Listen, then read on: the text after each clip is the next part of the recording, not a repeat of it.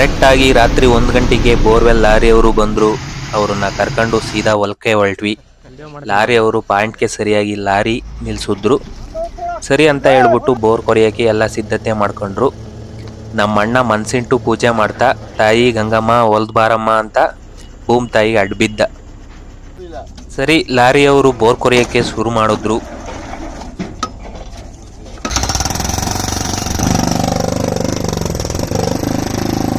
ಸುಮಾರು 150 ಅಡಿ ಗಣನ ಧೂಳು ಅಂದರೆ ಧೂಳು.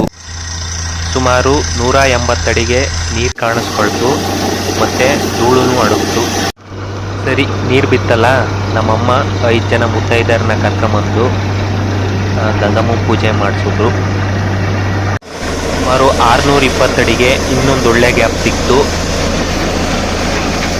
760 ಅಡಿಗನ ಕೊರೆದ ಲಾರಿ ಅವರು ಇನ್ನು ನಮ್ಮ ಕೈ ಕೊರೆಯೋಕ್ಕಾಗಲ್ಲ, ಡೀಸೆಲ್ಲು ಕುಡ್ದಾಕುತ್ತೆ ಅಂತ ಹೇಳ್ಬಿಟ್ಟು ಲಾರಿ ಎತ್ಕೊಂಡು ಹೊರಟ್ರು.